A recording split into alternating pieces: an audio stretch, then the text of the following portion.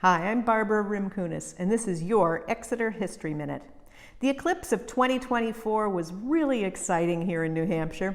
Exeter didn't experience totality. We reached about 95%, but like other parts of the country, it was a big deal.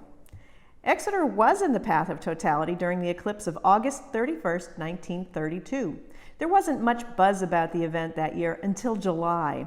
That was when Exeter native Ambrose Swayze, who was an industrialist who produced mechanisms for telescopes, asked one of his astronomers to make some calculations for his hometown. 40 miles south of totality, Exeter would experience total darkness for 73 seconds.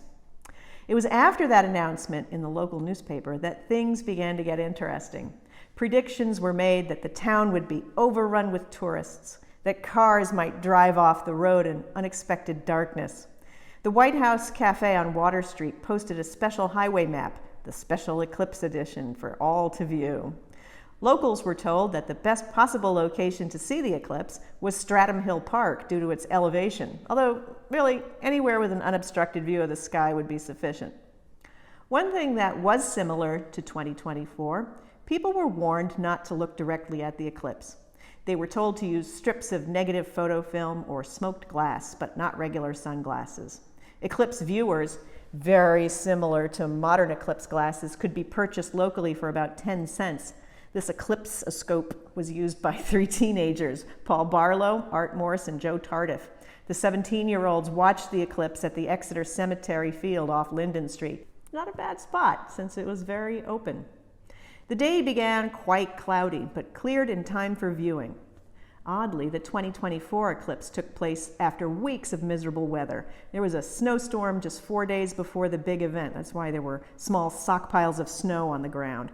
And of course, there was an earthquake after the snowstorm. So, it had been a week. 1932, however, there were no such mildly foreboding events. Just the eclipse, peeking out when the clouds cleared. The paper said the fleeting moments of totality were thrilling. The town wasn't overrun with tourists. Then as now, August in Exeter can be something of a ghost town. Exeter resident Betty Tufts was vacationing at Winnipesaukee. She paddled a canoe offshore to watch the eclipse, which she described in her diary. It was total just after 4:30. Wonderful, beyond belief or description when total. The corona, beautiful, and the diamond ring. Saw a star, Vega probably, not so dark that I couldn't read my watch. Thrilling. Ambrose Swayze, who'd promoted the eclipse to Exeter and who'd spent nearly every summer at his family homestead at Fort Rock Farm, traveled instead to Douglas Hill, Maine to watch the event. It had been previously chosen by the Warner and Swayze Observatory as the best location to see the eclipse. In 2024, we stayed right here at Swayze Parkway, where some of us had a little party. There's some highlights if you keep watching.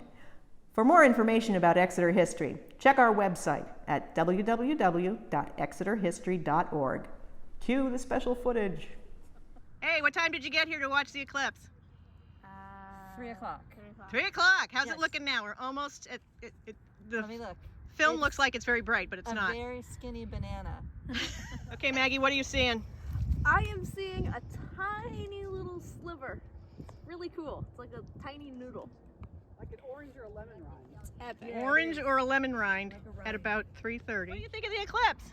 It's good. It's good. All right, great. Right? Show me you using those glasses. He's running away. Okay, there we go. He's got it. What does it look like right now, the sun? It's the moon. It's not there, the moon. The moon's in the way.